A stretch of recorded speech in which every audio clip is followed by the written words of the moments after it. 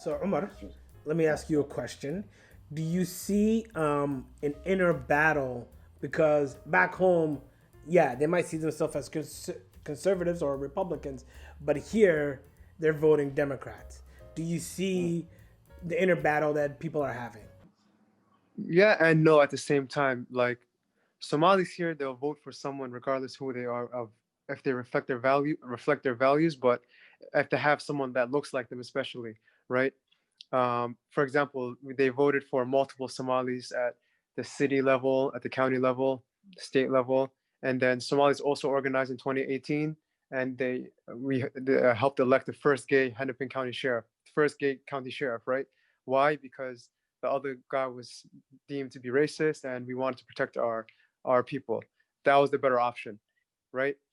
So, in the system in which one party is so actively against immigrants, so actively anti-Muslim, in which they support policies that are seeming to be benefiting like the wealthier people that are whites, I think that naturally you're going to tend to go with the people that have their arms open, not the other way. So um, by default, in most cases, Somalis, yes, would identify as Democrat. But I think that it's just the system. It's a system in which, number one, there are racist policies. Number two, just systemically, like the immigrants, when they first come to America, they're going to need help, right? You're going to need housing. You're going to want your kids to go to a good school. You expect your kids to cross the street and not get shot by a police officer, and so on. Um, all of this reflects on who you decide to be your representative, who you decide to be your city council member, who you decide to lead you, right? And I think it's less of, well, we're conservative, even though we align with you, we can't vote for you because you believe this or this or that, this social issue. That never happens. That does not happen. Okay. Lul? I just want to say I hate, and even you did it, Faiza. I hate when people say I can't be whatchamacallit, I have to be conservative because of my Islamic beliefs or my things like that. I'm very sorry. I feel like, no, you're saying like how people bring up like, oh, things I might personally believe and like I don't personally believe it, but I understand a lot of people I don't like when people bring that up at all, because I feel like the whole conservative and like Republican, it's like group think mentality. It's like, I think something is like this way, so let's all do it this way. And if we want to bring Islam into it, realistically, when the day of judgment happens, I'm not going to face Allah and he's going to tell me, yo, what did so-and-so do all around you? It's very hypocritical. So I don't think we should have opinions and about like when it comes to like gay rights, abortions, all that stuff, because Islamically, it's not my choice what other people do. I am not judged and I'm not going to be asked about what other people do. Yeah. So we should be in a government where we can be doing whatever we want to do as individuals, because that same government can turn around and say Islam is not correct, so everyone has to stop. Like being Muslim, I'm not going to ever tell anybody what they should do in their day to life, because that's not my life. I can have my values and my beliefs and I'll keep that to myself and my family. But when it comes to other people, what they're doing, like, so I think that as Somalis and everything, we should be more like liberal in that sense and more being vocal about standing up for other people that aren't ourselves, because just because the stone is not being casted at us does not mean our day won't come back again, because we already had it. But you know, you don't know. Well, see, you're supposed to take the laws of the country you live in. That's what Islam teaches you. The law should have nothing to do with anyone's personal life. But I'm saying, you know how there is this influx of like, because, you know, you hear it all the time with like racists sometimes. I'm sure somebody you've heard this in Minnesota, where they're constantly saying, oh, the Muslims are bringing Sharia law to America. Oh, the Muslims want to do this. They want to do that. And it's just like, our religion actually tells us we have to follow your laws. So I don't understand where that point comes into play, when in actuality, whatever we believe is up to us to believe, but we follow the rules of the country we live in, not the rules of the religion that we follow, in terms of that. So Larry, let me ask you a question. Larry, I'm assuming you're a conservative guy, right? You're pretty. No, I'm in Alberta. I'm not gonna lie. No, where does your politics lie? I'm a conservative guy. I'm a conservative guy. Okay, why is that? What makes you conservative? What do you believe in? What makes you conservative? I think for me. Hold on. This is perfect. I want to break it down. Yeah. Because I want to see his views. Go ahead, Larry. Let Larry finish, please. No, from my end, it's basically from what I believe in after obviously seeing, because my parents came in and received the benefits of the liberal, social services, social services from when they came through, right? For Yeah. me, now that I'm older, more self-sufficient and things like this, I was able to identify more with policies, like financial policies, right? That directly After impact benefiting me. from the social services. No, not after benefiting, because I have no choice to benefit because I'm a child. Right? Get 'em! I can't say that's why I say, when I came to this country with my mother, yes, a lot of the services helped us, obviously, and allowed you to become self-sufficient. Why did they bring us here? And that's the thing. Yeah. If they couldn't, nobody just grabs people and just throws them in a thing and just says, okay, here you go at it, right?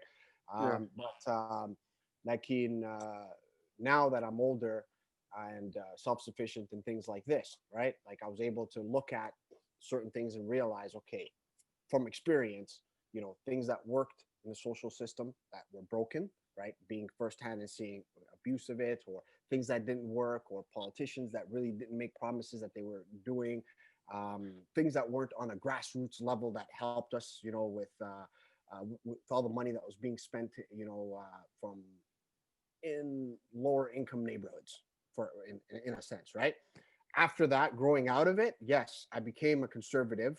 Grew, and it's still, and you could always change things. Dantada, ahan, right? I'm not 65. If I'm 65, it's a different story. If I don't have, and I don't have assets, or I don't have something to, fall back on or something like that. But currently, yes, lower taxes, lower corporate taxes, kadambaya. But how does lower corporate taxes benefit you? Huh? How does lower corporate taxes benefit you? It benefits my small business. Jeff Bezos was in the house. My bad. No, it benefits my small business. No, because for you, corporate taxes. Small business is good. That's good. We support you. That's good. That's good. So this is my question. So this is my question then. You benefited from social services. It allowed you, and those benefits, and it allowed you to become self-sufficient. Correct? No, so you're saying on one hand it allowed you to become self-sufficient. On the other hand, you're saying you could have gone without it. No. So I became self-sufficient. I became self-sufficient by using my resources given to me. That were given to you by by all the infrastructure, the roads, the shaqoyinka, the jobs that were available. Exactly, all these things and from corporations and companies and saving money and all this. Well, the tax system pays for it. Exactly. Now the trap is this, right? And this is where a lot of young guys that grow out of when they come from war-torn country, come to a Western country, and their families at the time, because they have no choice, right? Like as soon as you start to climb up, right? As soon as you get your way as an individual, it's this thing where they say, oh, if you don't support us, then how come you benefited from this and you had this and you had that, and then you're a hypocrite in a sense. You know what I mean? As opposed to me being able to say, you know what, these services, yes, when I was younger, like school, my mom didn't have to pay for us to go to school, didn't have to pay for healthcare and things like this. We're in Canada, just like so you guys are in the States. Doesn't matter who's the leader here, whatever it is, we have free schooling and free healthcare up until university. So like as soon as high school and you're able to get into the workforce, at that moment, you either break left or you break right.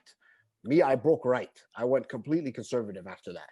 And I've been conservative ever since. That's why at least exactly after benefiting. You're literally saying after I benefited from this, I was out. No, it's not even benefiting. There wasn't. Well, if there was free school, if there's free schooling and there's free, and if there's free schooling, the roads, the hospitals, infrastructure, all that type of stuff, right? How is that paid for? How is that paid for? Well, it's paid for through taxes. Obviously, exactly. Right? So yes, but now we notice we learned. Yes. But we learned something. Well, we learned now from after the virus had that what taxes, the real economy, stock market, fiscal spending were disconnected with. right? You guys have your Federal Reserve. We have the Bank of Canada here. First of all, Now, the stock market is not an indicator of people's wealth. It's the rich people, no, that are well. yeah, of course. But we're talking about for you guys. Not even. And so all I'm saying is as I got out of the neighborhood, out of the hood, you know, getting into buying your own house, getting your own house, starting a business, you has. Why is it that everybody always says, yeah, but why is it that everybody says, hey, just the moment that you made it out of your social situation, that, hey, you're against the system, that you should ride with this system. How come you're not supporting us? Like as if you have abandoned where you came from, or the powers that be that you had no control of, or the systems and policies that you had no control of when you were, what, a 15-year-old kid. That's I wasn't even paying taxes. I mean, Ben Carson. Larry, okay. You said a lot of things. So let me say this. You mentioned Chicago, you mentioned poorer cities. The issue with that is they have been underfunded at the federal level, and the deficits we're seeing and the debt we're seeing are because of Republican presidents, not Democratic presidents, right? Chicago. No. Let me finish. So the deficits we're seeing and the restraints choosing to give corporations cuts while cutting benefits from working class people. That's I have family. I have family in Chicago, young guys that are pretty much my age, and they told me the corruption in Chicago, the just a lot of corruption, a lot of empty promises, a lot of budgetary shortfall that's been happening, and to this day they that's not the point. That's not it. What I'm trying to tell you is there's one side that's for the working party, and there's one side that's for corporations and the wealthy people. So you got to decide: do you want your roads, your bridges, your playgrounds, your parks, things that benefit your kids? Do you want it to be paid for by the people, like the middle class or lower income working people? You want them to burden most of it, or do you want corporations to pay their share? And of course, I as a libertarian, I don't trust as a libertarian. For me, libertarian conservative, I don't trust corporations. I don't have a big faith on government. You know, I have a faith on myself. You don't believe they should be paying zero taxes. You believe that they should be paying their share of taxes. I believe taxes you should pay. I believe people should pay tax. But in Canada, for example, I look at you guys is different. CRA here in Canada, we're legally by the CRA told to pay the least amount of tax if you have the capacity to do so. They don't force you to pay the highest amount of tax. Lakin or write off this kan expense gray حق بقول هاي إن عشورتي هذا يريسي حق بقول I see. I don't know how Canada works, but here in America we have tax loopholes where Amazon, Walmart, Target, they can pay zero in federal taxes. Right? And who makes that up? We do. Yes, but if I have the opportunity for myself to cut my taxes, I'm going to take it. Okay, go ahead. You're going to cover them. Fire Shade. Yeah. Go ahead. Real quick, Larry, like, I feel like you have this Ben Carson, like, selfish mindset because at the end of the day, my God. Listen, because at the end of the day, let's say you benefited from a system, right? And I never benefited. What do you mean benefited? Why is that? What did we say about not cutting each other off? Go ahead. So from what I got from your words, I couldn't even vote. Okay, from your mouth, you said that you had the system. Granted, you didn't pick, you were a child. The system helped you and you bettered it yourself and made something out of yourself that where you don't need the system now. So my mother, it helped me. Yes. Your mother, and you helped your mother in return, helped you and helped you in the time period. And now you feel like you've looked around and you've seen people who haven't. And now I take care of my mother. I take care of my family. Great job. And my mom doesn't need the system as much as she needs. Okay. I'm not done yet. But so you said that you don't like how some people choose to handle the money that they get from the government or things like that. So your mindset chooses to say, F it all. Why don't you look and say, how can I help or get back into my community or find ways to help make sure this money gets allocated? Which I do. Giving people, I'm giving people like more outlets. Let me start a organization. Let me start like a little fundraising thing. Let me do something to help because I can see the potential it has to really get people out instead of looking I just tell my guys, get the hell out of those areas. Yeah. No, you're saying, right. You see people, how they don't use that money for their benefit and they don't do things. And they're just like, why we all like, it's the same Ben Carson mindset. And why I say Ben Carson Which money are you talking about? Ben Carson? No, which we're not being incarcerated. The government issue, whatever that you used or thingy. So like, it's like him, he started from somewhere low and he made himself into a better position. And he's like, why can't everyone do it? I'm very sorry, not everyone has the same amount of resources or knowledge to be able to get themselves out. And I feel like you should take that energy, instead of having anger towards the system or not understanding the need for the system, use it to help better the system. And I think also this leads into the first question that Mohammed asked earlier, which is it just you, or are you willing to put you aside for the sake of community? And you didn't quite answer that question, but now while you're talking, I'm realizing it's more about you and less about the collective. And I think when you think that— No, but that's the social. That's the— from a conservative, conservative leave me alone, let me do my thing, I'll pay my tax, I'll do my thing, right? Some people need help. Like yourself, you want to be in my affairs. You want to tell me what to do, what to eat, what to pay, what to have, what it is. And at the same time, if I push back, Larry, nobody is saying that. Enough. Leave our audience with a last-minute statement about voting, this election. What would you say to people? Just say, a lot of people tend to kind of sum up issues that are going on by telling you to go vote. So Breonna Taylor's, murdered and, whatever, like they didn't prosecute it properly, or the grand jury didn't find something, go vote.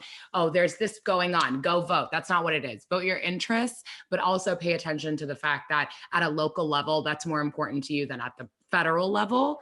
Whereas, a lot of people will say that, voting doesn't fix everything. You have to be involved. You have to know what's going on, because when you do vote, at least in, with us, I don't know how Canada does it, but with us, when you're voting, whether it's in the midterms or in the general elections, you're also voting for your school board representatives. You're voting for your House representatives, your state senators, the people that are actually going to affect the change around you. So pay attention. Obviously, go out and, complete your civic duty, make sure that you're paying attention. And I mean, it's a weird time, Actually, and don't ever use like a bonus argument. Try to win an argument by supporting Trump by saying your taxes. Like it sounds dumb. It sounds like it sounds like those like Somali dads that sit at Starbucks. No, yeah, you said it too. Yeah. You said it too. No, I said Obama. What, cutting taxes? Oh, we want that. Less. No. We spent 20 minutes of you, Larry, trying to justify the positives and taxes and stocks and yada yada yada. Wallahi, you'd be perfect in Siyad government. No, it sounds stupid when there's bodies on the ground. That's not nice to say. That's not nice to say. That's Marxist. You guys. No, that's not nice to say. You sound dumb because it's like there's bodies on the ground. There's bodies on the ground. They don't give a fuck about $1,000 or $2,000 or $10, whatever hit your pocket. It does not value a life. Look outside of yourselves. No, but all I beg is look that's gaslighting there. Your last statement. My last statement is be a dabagale. So my dabagale is a squirrel. Save your nuts. Find ways to lower your taxes. Get away from dulinimo. Be more positive. Get away from negativity. Midib Khan is not what's the only thing. Your midib is under attack. Qalbigaada here is what's more important to you. Be a dabagale, be a squirrel. And there's people that are coming for it. They're coming for your property. They're coming for your holo. Find ways to legally, under the laws, protect your assets, your holo. We left that. Is what brought us here. The ones that want to take and scratch and grab. So be a gilgit. That's be a dabagale. I say. All right, Omar, your last statement to the audience. I mean, if you want crumbling roads and failing schools and all that, then you can follow Larry's ideology, I guess. But our sisters put it good. I think you got to pay attention to what's going on at the local level also. When you go into the ballot box, I wouldn't just focus at the federal level. Every candidate, they have a website, they have information on. Go online, look up what they're about. find out, and then vote based off of your values and what you believe in, whether it's a right winger like Larry or a socialist like myself, right? Libertarian, a little bit more libertarian, right? Libertarian. I'm not gonna lie. Half this episode, I thought you were trolling like Stephen Colbert or something. I didn't think you were serious, but right, there's some people that believed, Siad, but it was a serious guy too, bro. You know what I mean? Until a couple guys had to change that. So Allahu nahris to Siad, but yeah, please come out, vote. Just do not stay home, and you cannot complain at the same time. Do nothing about it, your situation. So, just come on, vote. All right, guys. On that note, thank you, Fire Shade, Larry, Omar. Thank you guys for coming on. And thanks for having us. Yeah, thank you for having us. I appreciate it, guys. No worries. And on that note, we'll see you guys next episode. Peace. All right. Did you see the Sheeko Sheeko fundraiser video? Whoa. $100,000 though, yeah? $100,000. Are they mad? That's crazy. Do we support each other like other communities do? Okay, guys. Okay, so here's the first dress.